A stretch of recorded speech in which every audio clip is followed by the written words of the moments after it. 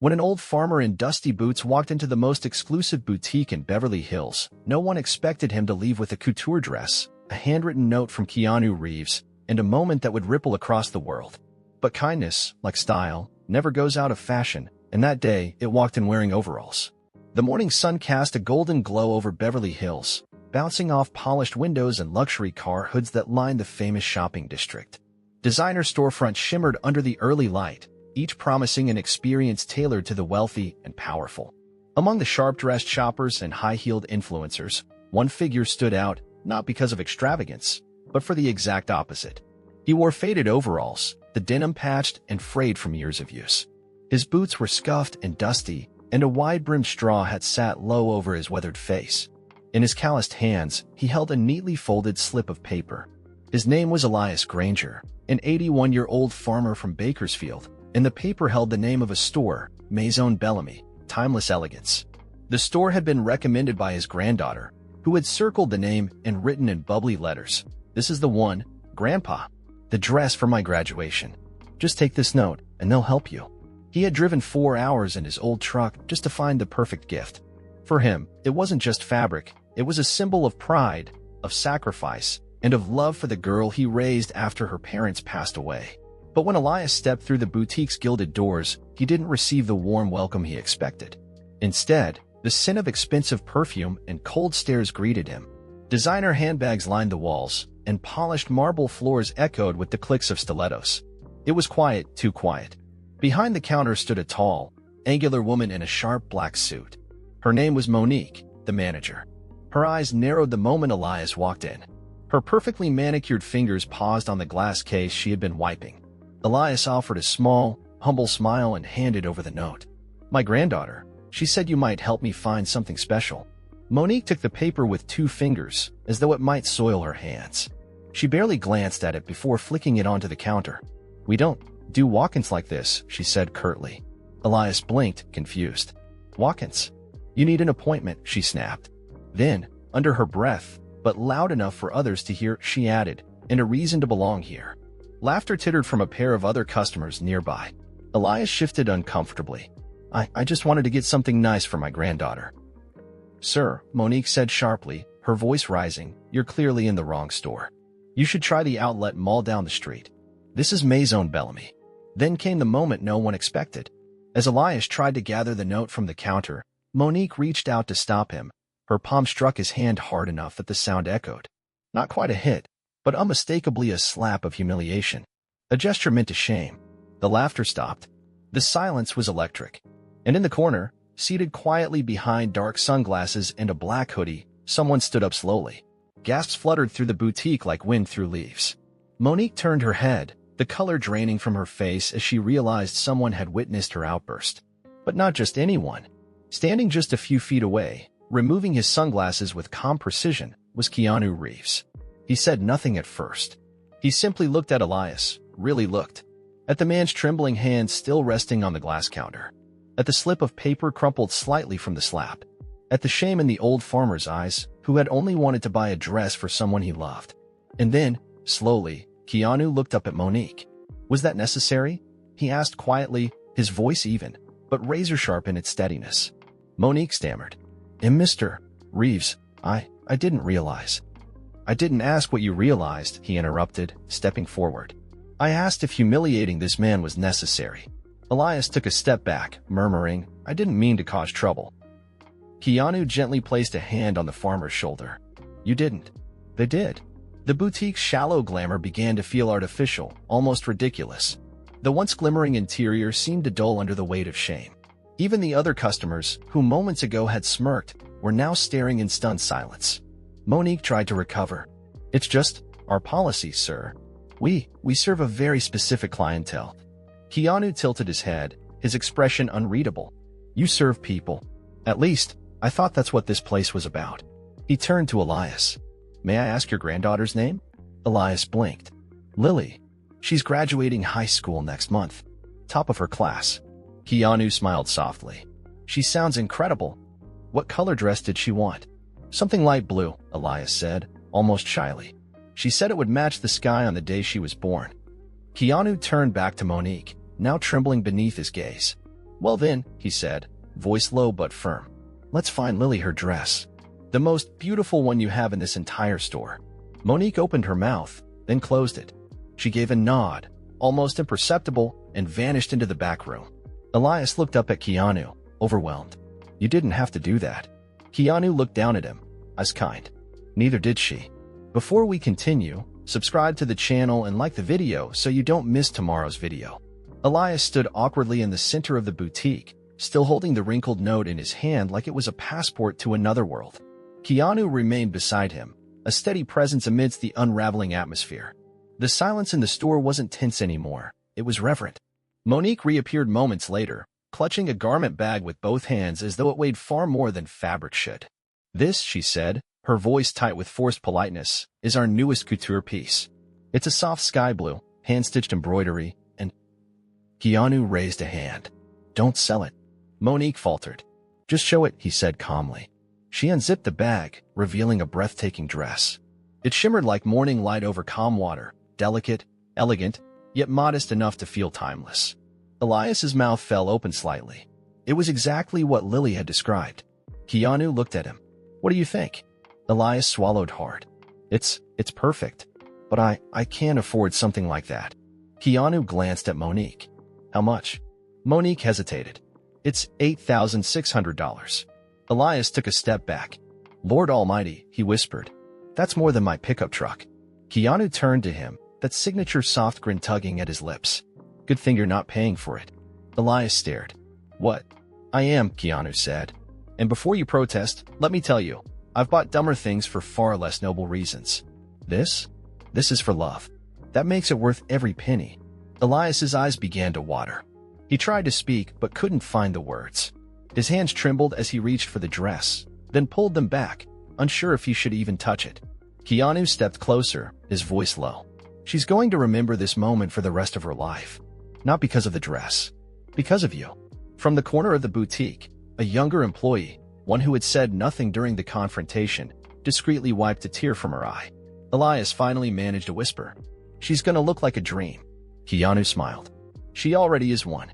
As Elias gently touched the fabric of the dress, his rough fingers trembling against the smooth silk, the boutique felt transformed. Not by wealth or prestige, but by humility, humanity, and something that hadn't walked through those doors in a long time. Heart. Monique stood rigid near the counter, her eyes darting between Keanu and the murmuring customers now whispering in low, stunned tones.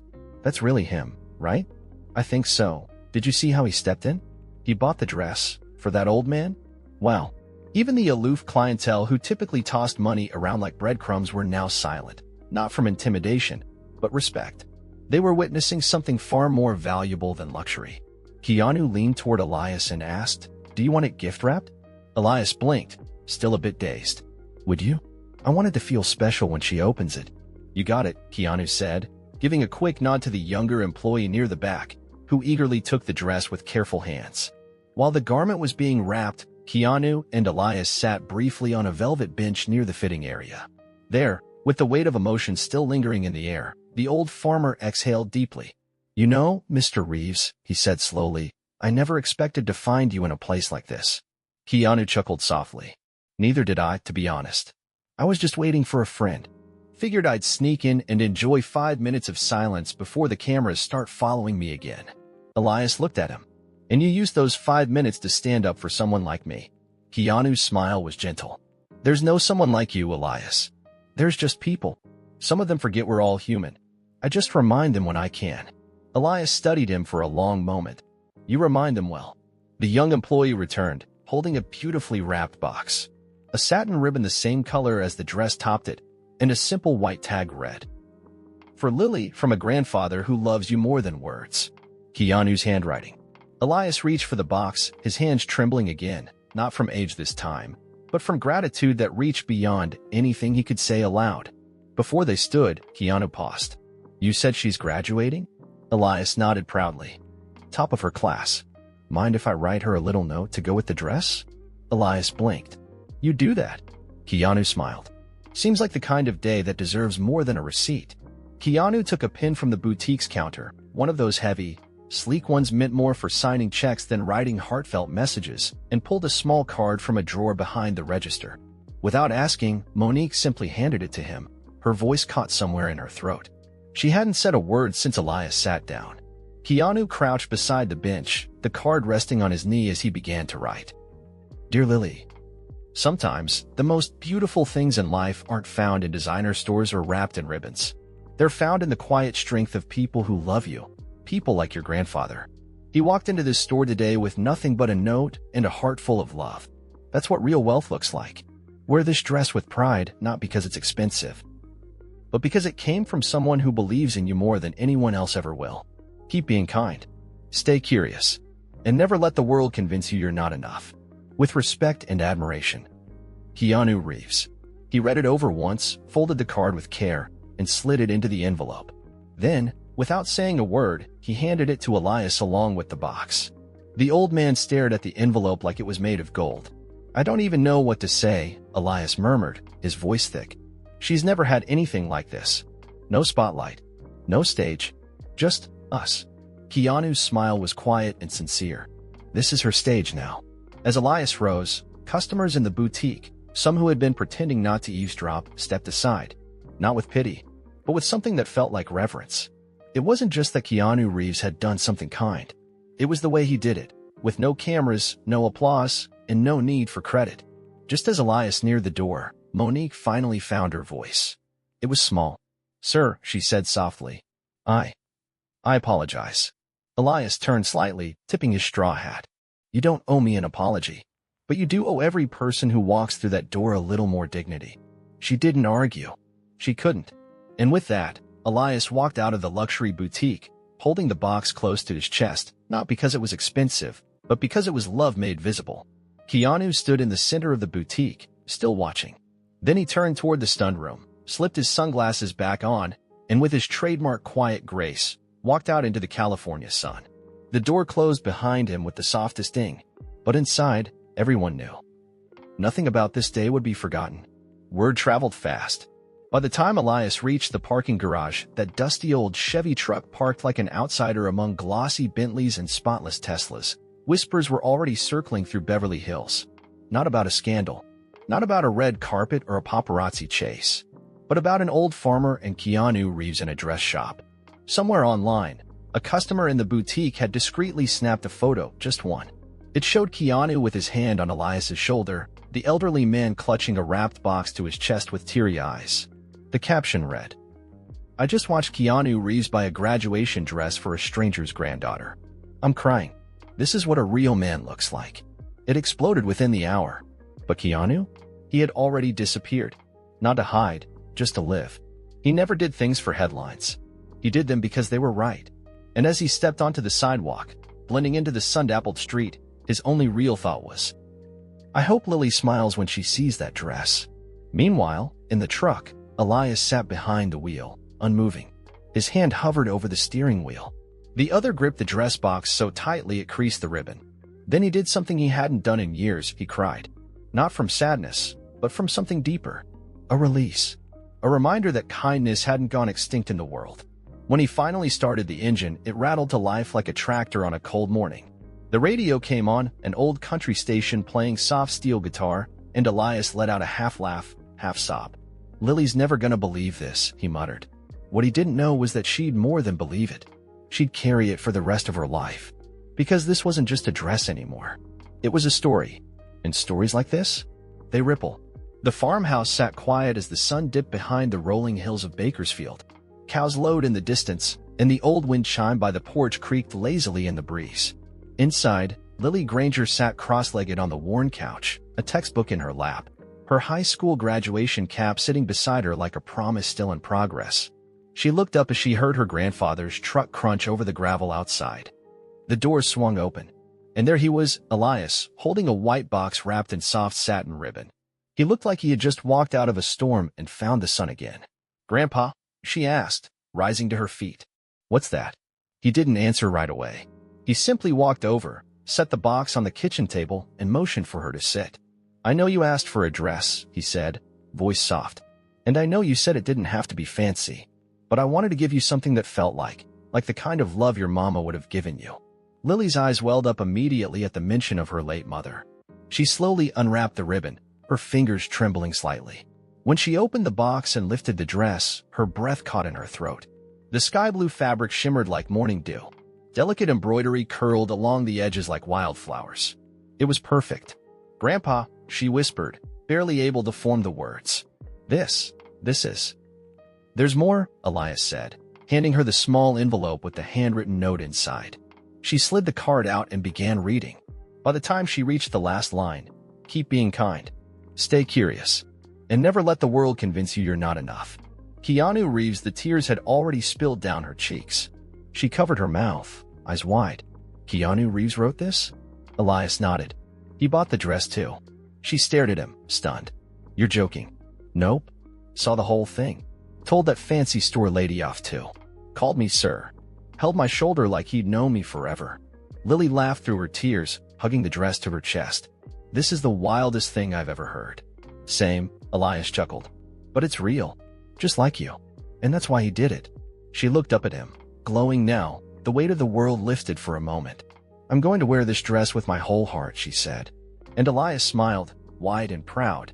Because in that moment, with the fading sun pouring through the window, Lily didn't just look like a graduate. She looked like a dream fulfilled. Lily's graduation day arrived with California sun bright in the sky and wildflowers blooming along the fence line. The bleachers at the local high school were packed with family members, friends, and proud parents. It was the kind of day meant for memories and photos. And when Lily stepped onto the stage in her sky blue dress, the crowd let out a collective gasp. She was radiant, not because of the shimmer or the way the fabric caught the light, but because of the meaning stitched into every inch. Love, sacrifice, and a story whispered by fate and kindness. People murmured to each other, "Did you see that dress? Where'd she get it? Looks like something out of a movie." What they didn't know, not yet, was that a movie star had something to do with it. After the ceremony, a local journalist who had caught wind of the mysterious designer gown asked Lily where it came from. She smiled shyly and said, "It's a gift. From my grandfather, and someone you might know. Keanu Reeves." The reporter blinked. "The Keanu Reeves?" Lily nodded, pulling out the handwritten card, carefully preserved in a small plastic sleeve, like it was scripture. "He stood up for my grandpa when a store manager tried to humiliate him. Bought the dress. Wrote me this." The story caught fire again, but this time it wasn't a grainy photo. It was a name, a place, and a message. News outlets ran the story. Social media picked it up. Hashtag dress of kindness trended worldwide. And still, Keanu stayed silent. No tweets. No interviews. No press releases. Because kindness, real kindness, doesn't need a spotlight. Meanwhile, in Los Angeles, Keanu sat at a cafe patio, sipping a quiet cup of coffee.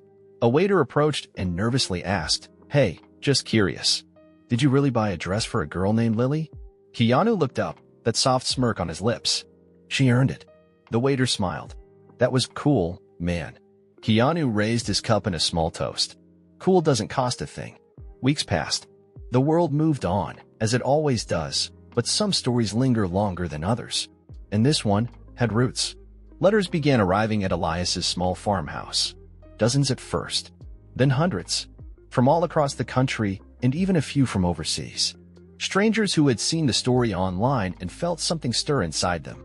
One letter came from a young father in Ohio who wrote, "My own granddad raised me, too. I never said thank you right. Your story reminded me to pick up the phone." Another from a high school girl in Kansas. "I was going to skip prom because I couldn't afford a dress. But now, I'm sewing one myself. You reminded me I'm worth showing up for." Elias would sit at the kitchen table each morning, a mug of coffee steaming in front of him, slowly reading each note with misty eyes. Lily would join him when she wasn't working at the library, still wearing that dress sometimes just to feel its story on her skin. But one letter, handwritten in flowing script, stood out above the rest. The return address? K. Reeves. P.O. Box 9, Laurel Canyon, CA. Elias opened it slowly, hands trembling again just as they had in the boutique. Inside was a single note and a Polaroid photo. The note read, "Elias, I've been thinking about that day. The boutique. The box. The way you held it like it was worth more than gold. Thank you for reminding me what really matters, not fame or fancy suits, or how many people know your name, but how we show up for the people we love. You showed up for Lily, and that helped me show up, too. Stay well. Stay grounded. And if you're ever in LA again, coffee's on me. With quiet respect. Keanu. The photo? It was Keanu, standing on a dirt trail in the hills, holding a bag of groceries in one hand and a tiny wildflower in the other.